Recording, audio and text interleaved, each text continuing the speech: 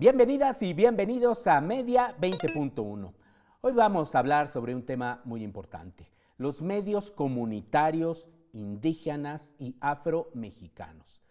Es una deuda pendiente de la transformación, es decir, no hemos tenido las políticas públicas que busquen reforzar, estimular su crecimiento aquí en nuestro país, no obstante la relevancia social, cultural, política, económica, incluso que tienen estos medios. Para hablar de este tema, hoy en el estudio nos acompaña Melquiades Rosas Blanco. Él es el coordinador de producción bilingüe de Radio Nandía, que se ubica allá en Oaxaca. Y ahora le platicaremos dónde específicamente. Antes de la entrevista le invito a ver, como cada semana, algunos de los hechos destacados en materia de medios y telecomunicaciones con Viridiana Viri Mondragón. La presidenta Claudia Sheinbaum envió a la Cámara de Diputados una iniciativa de reforma a la Ley Orgánica de la Administración Pública Federal, cuyo fin es crear 3 dependencias: la Secretaría de Ciencia, Humanidades, Tecnología e Innovación, la Secretaría de las Mujeres y la Agencia de Transformación Digital y Telecomunicaciones. También la reforma busca que la Secretaría de la Función Pública se denomine Secretaría Anticorrupción y Buen Gobierno. En cuanto a la Agencia de Transformación Digital y Telecomunicaciones, esta dependencia definirá la política digital del gobierno federal y sus funciones estarán encaminadas a poner al servicio de la ciudadanía diferentes herramientas tecnológicas para que de una manera inmediata ejerzan y exijan sus derechos. Otra propuesta en el campo comunicacional consiste en trasladar el Centro de Producción de Programas Informativos y Especiales CEPROPIE a la Secretaría de Gobernación. La organización Reporteros Sin Fronteras divulgó un comunicado en el que informó sobre distintas reuniones con fiscales y autoridades mexicanas para intensificar el seguimiento de los compromisos presidenciales para combatir la violencia contra los periodistas. El director de la oficina de esta organización de periodistas en América Latina, Artur Romeu, dijo que la lucha contra la impunidad de los crímenes cometidos contra periodistas y el fortalecimiento de las políticas de protección deben ir de la mano si se quiere hacer frente con eficacia a la crisis de violencia que amenaza cada día la libertad de prensa en México. Al respecto, el Mecanismo para la Protección de Personas Defensoras de Derechos Humanos y Periodistas reveló que hasta la fecha, más de 600 periodistas se han beneficiado de la protección del Estado gracias a este mecanismo. México es uno de los países más peligrosos del mundo para los periodistas, ya que al menos 37 han sido asesinados en los últimos 6 años. Bajo el marco de la Semana de Alfabetización Mediática e Informacional 2024, el Instituto Federal de Telecomunicaciones informó que de 2018 a la fecha se ha incrementado la permanencia de niñas y niños de entre 4 y 12 años frente a la televisión abierta y de paga, así como en el uso de dispositivos para acceder a Internet y consumir contenidos. Del 2018 al 2023 pasó de 1 hora con 57 minutos a 2 horas con 45 minutos, con un aumento destacado en los dispositivos por encima de la televisión radiodifundida o la televisión de paga. Estas cifras, dijo el órgano regulador, son una muestra de la necesidad de reforzar las competencias, particularmente en niñas y niños, para buscar, analizar y compartir información, además de compartirla de manera responsable. El Sistema Mexiquense de Medios Públicos y el Fondo de Cultura Económica firmaron un convenio de colaboración para impulsar el hábito de la lectura en el Estado de México. Bernardo Barranco Villafán y Paco Ignacio Taibo II, titulares de ambas instituciones, indicaron que ampliarán la difusión de la lectura y el mundo del libro a través de los medios públicos mexiquenses.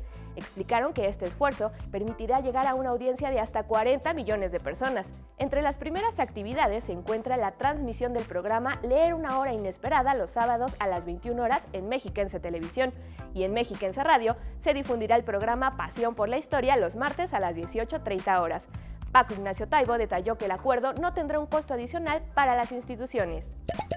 Estas fueron algunas de las noticias más destacadas de la última semana. Volvemos con Gabriel Sosa Plata con mucha más información aquí en Media 20.1. Muchísimas gracias a Viridiana Mondragón y a Melquiades Rosas, que nos acompaña pues desde Oaxaca. Oye, gracias por estar aquí. No sabes qué privilegio tenerte en el estudio de TV UNAM. Tendano, gatihoshi, kwasi, chutijero ki kwabine. Media 20.1. Tendano, gatijone, a tu cuandate, su bajuyaban. Kutendara nashinanda, nandia. Gabriel, pues muy buen día y saludo a la audiencia que hoy nos permite llegar a sus hogares a través de este programa 20.1. Media 20.1, sí, así es. Muchas gracias, aquí estamos. Al contrario, Melquiades, a ver, antes de entrar en materia, platícale por favor a la audiencia dónde se ubica la radiodifusora que tú fundaste con un grupo de personas.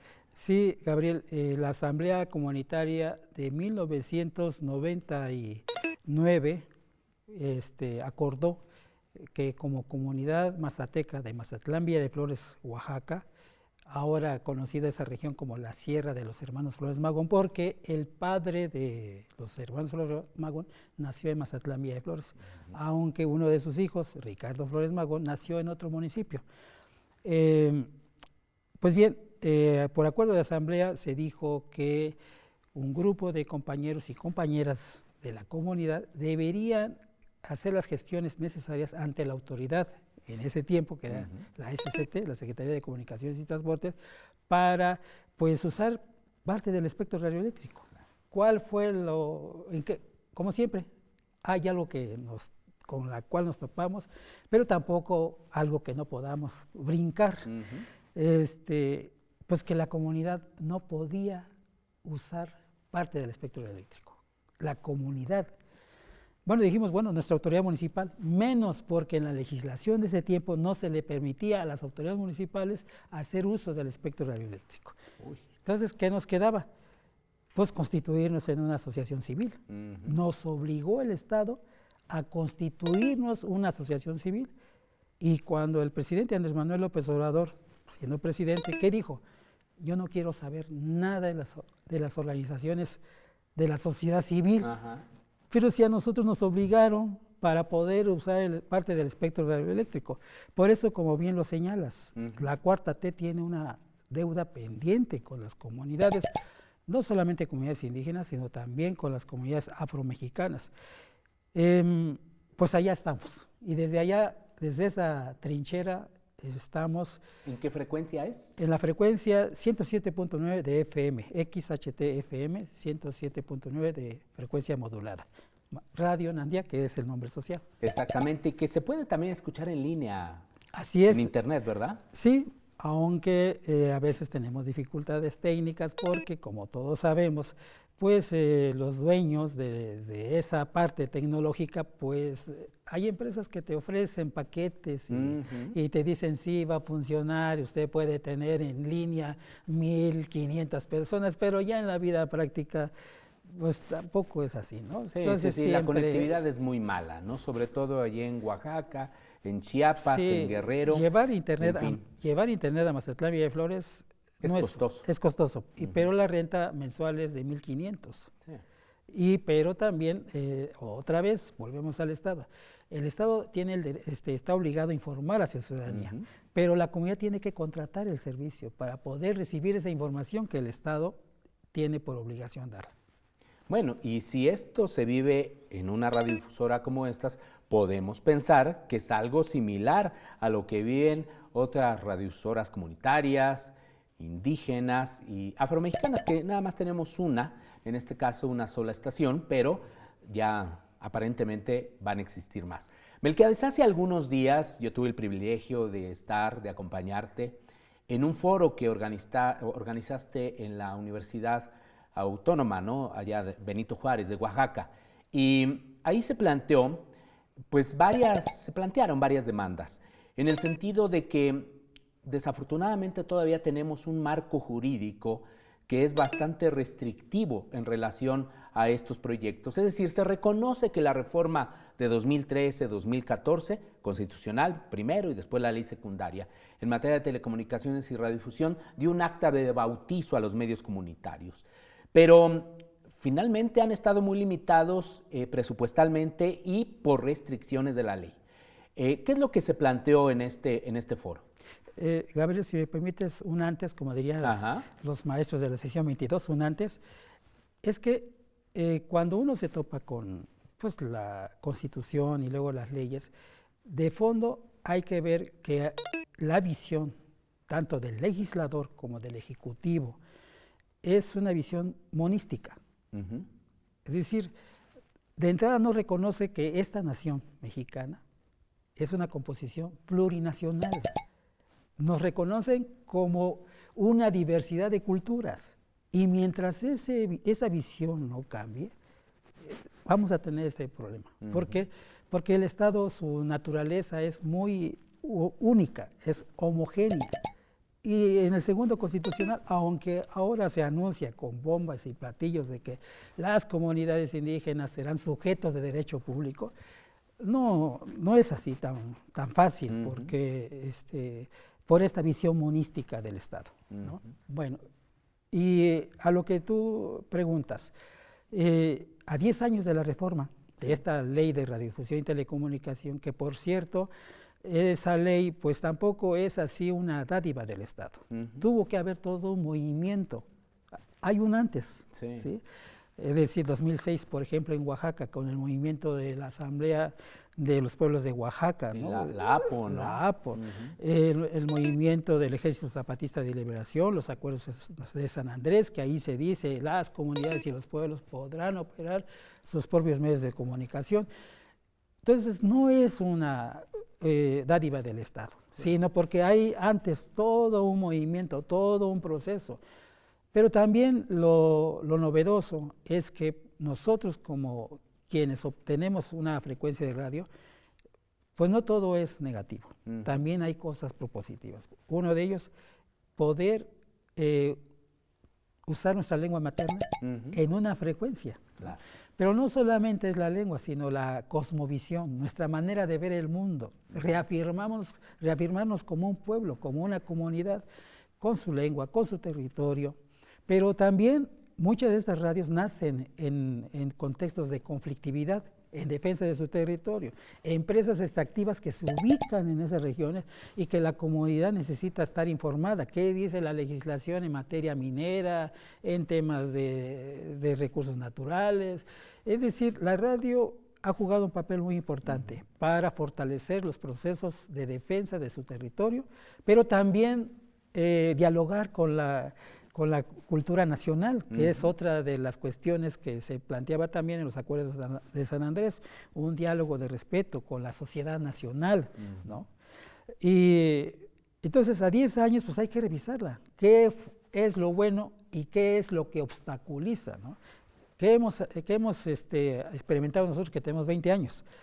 Una carga burocrática. ¿Qué dice el título de concesión? El título de concesión dice, podrás operar una frecuencia de radio con fines culturales y educativos, pero al final del día nos estamos dedicando más en comprobar un gasto económico por el tema de publicidad oficial, que es el 1%. Sí, que hay que decirlo, tenemos ya casi que hacer el corte, Melquiades. Hay que decir que parte de la manera en cómo se sostiene actualmente una radio comunitaria e indígena es de que la ley obliga a las entidades del gobierno federal, en este caso, a otorgar el 1% de cada una de ellas del gasto o presupuesto de publicidad gubernamental, solo en 1%, pero han crecido en los últimos años también las radios comunitarias e indígenas, entonces pues les toca menos, ¿no? El gran problema es que no todas cumplen. Y luego también en los gobiernos estatales y municipales es hasta el 1%, es decir, puede ser menos. Pero podrán. Porque podrán. Está esa acotación. O sea que también queda ahí en ocasiones en cero. Bueno, esta es una manera en la que se sostienen y otras más que ahora vamos a continuar hablando con Melquiades Rosas Blanco. Así que por favor, no se vaya, vamos a seguir analizando el tema de las radios, de los medios comunitarios indígenas y afromexicanos.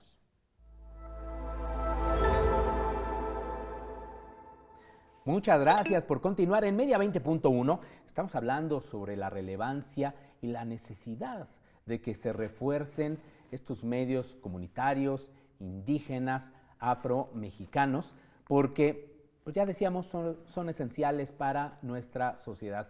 Melquiades Rosas, nos platicabas antes del corte que pues una manera en la que se sostienen es esto de la publicidad gubernamental, y no es porque ustedes lo hayan querido de inicio, es porque así lo determinaron los legisladores, ¿no? Allá en el 2014 particularmente, y ya desde la reforma constitucional de 2013. ¿De qué otra manera se sostienen estos medios comunitarios indígenas y afromexicanos?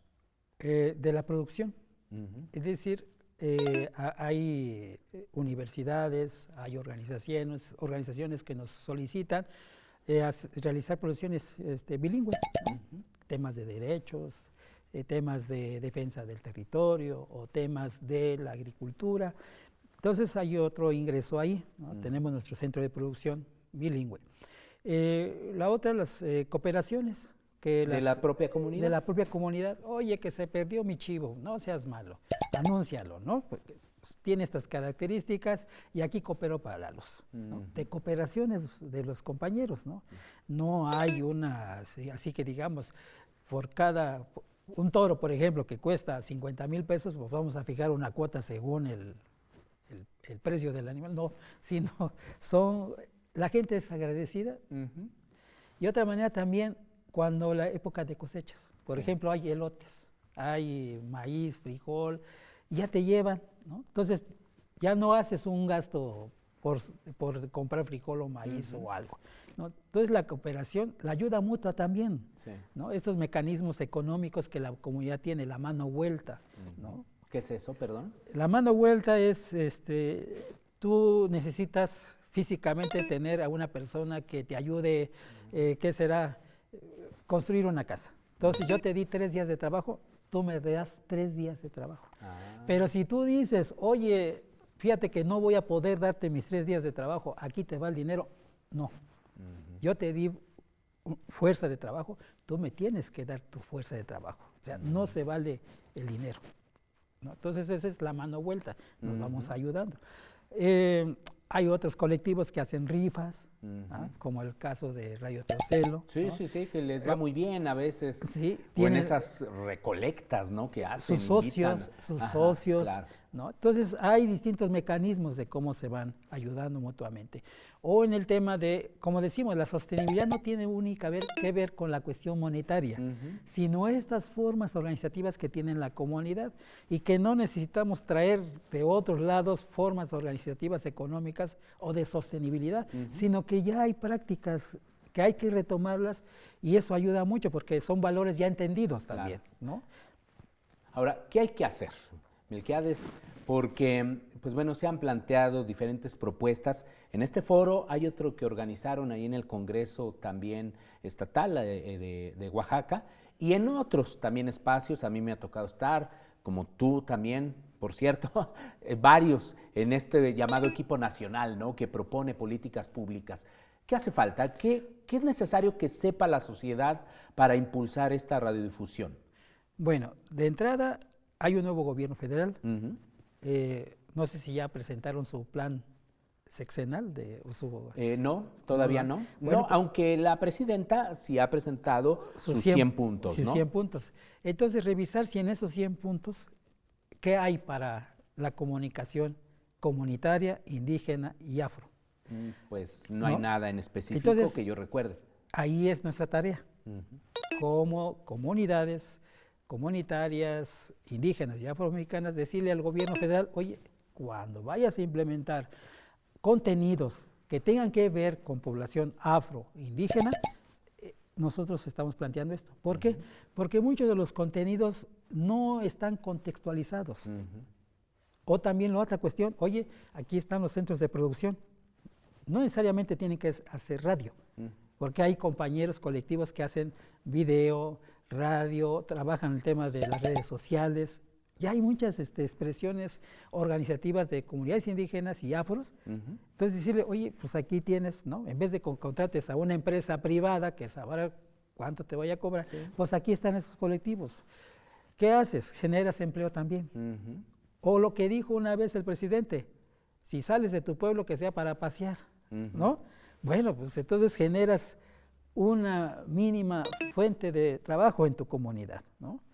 Entonces, incidir en esas políticas públicas en materia de comunicación. La otra parte es la creación de un fondo compensatorio para estos procesos comunicacionales. ¿A qué nos referimos? En la colonia hubo un proceso de saqueo y nos fue mal. Cuando se instituye el Estado mexicano, igual, en vez de que nos hubiera ido bien, peor. Benito Juárez con sus leyes de desamortización, como dijeron que las comunidades indígenas tenían tierras en manos muertas, o sea, hay que quitárselas, y nos quitaron, ¿sí? En esas leyes de desamortización de bienes, nos fue mal. Entonces, el Estado como tal también ha generado procesos no solamente de colonización, ¿no?, sino también de despojo. Entonces, tiene que crearse un fondo compensatorio para estas comunidades, para su fortalecimiento de su lengua, de su cultura, de su identidad, y para que pues, podamos desarrollar nuestros propios procesos. La otra cuestión tiene que ver con el tema legislativo, es decir, el legislador de ese tiempo, del 2013 o 2014, ¿qué dijo? Vamos a reservar el espectro radioeléctrico el 10%. El 10%, ¿no? En la parte alta de la FM. Sí, el 10%. Hoy, si algunas comunidades indígenas de aquí de la Ciudad de México quisiera acceder a una frecuencia de radio de FM, ¿qué nos va a decir el Instituto Federal de Telecomunicaciones? Ya no hay. ¿Pero por qué? Porque no hubo esa reserva del espectro radioeléctrico para estos medios comunitarios, indígenas. ¿Qué piden? Y afros. El 30%, 33%, ¿verdad? La tercera parte. Sí. ¿Qué es lo correcto? Es un modelo, es un principio internacional, es decir, 30% o 33% medios comerciales, 33% medios públicos y medios comunitarios, indígenas, afromexicanos.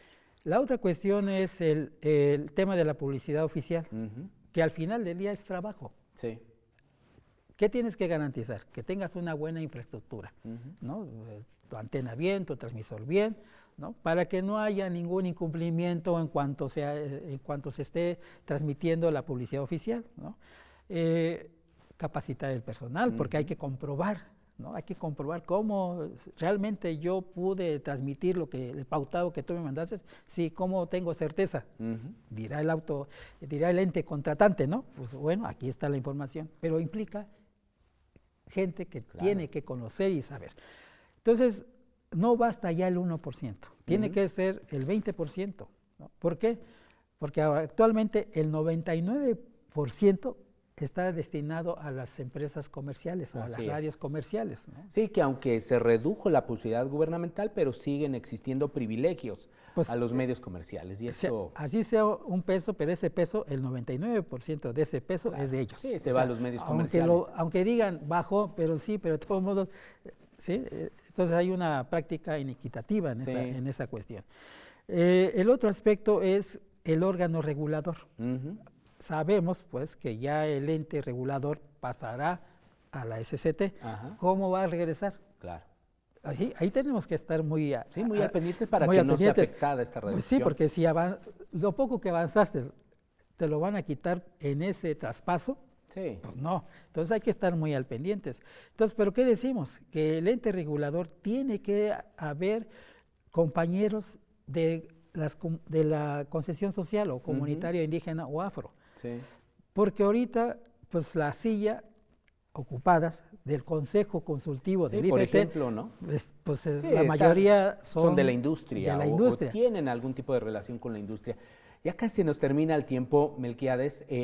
¿Cuál es el mensaje? ¿Qué le dirías ahora que hay una mayoría de Morena y partidos aliados para que esto cambie y llegue la verdadera transformación? ¿Cuál es el mensaje directo al Congreso e incluso a la Presidenta de México? Si somos coherentes con lo que se ha expresado de que somos un movimiento, porque eso es el movimiento de comunicación indígena, comunitaria y afro, un movimiento, no hay una estructura que, pues no hay necesidad. Si somos un movimiento tenemos que ser coherentes y una manera de ser coherentes es atender estas demandas. Por ejemplo, las compañeras afromexicanas les dieron su concesión, pero resulta que no tienen los recursos económicos ni técnicos para echar a andar su radio en FM. ¿Por qué? Porque un perito en telecomunicaciones cuesta. Una vez que el perito de telecomunicaciones diga, aquí está tu expediente técnico, lo tienen que llevar las compañeras a aeronáutica. Y aeronáutica puede tardar un año o 2 años. Pero para entonces, conocemos de esos el IFT dice, tienes 91 días o 90 días para que salgas al aire. Entonces no hay concordancia entre los lineamientos y la otra parte. Entonces tiene que haber un diálogo interinstitucional, porque cuando vas y dices, oiga, fíjese que tengo este problema, no, pase usted a la ventanilla llegas a la ventanilla y vas, ¿no?, por muchas ventanillas. Entonces tiene que haber, no queremos un trato especial, ¿no? Tampoco. Sí. Si hay que pagar un impuesto, hoy la radio en Andía paga un impuesto Sí. por uso de la frecuencia, que ese es otro tema también. Que ¿no? debe arreglarse. El tema hacendario también. Sí. Nos tratan como una pequeña industria. Industria, ¿no? Sí, pues, Ojalá tuvieran recursos para eso. Ya se nos termina el tiempo, Melquiades. Pues muchísimas gracias. Ahí están los temas fundamentales de la agenda legislativa, pero también, sí, hay que decirlo, de la Presidenta de México. Y son muy claros los planteamientos en este terreno. La transformación que se ha venido impulsando en los últimos años tiene ya también que aterrizar en estos medios. Gracias, Melquiades. pues nate chino nashinandanga kamano cuanda kaba sesinaje shenekwamin. Muchas gracias y pues saludo con mucho afecto a todos los televidentes que escuchan este programa. Muchas gracias. Gracias a ti, Melquiades, y muchas gracias a usted. Hasta la próxima semana.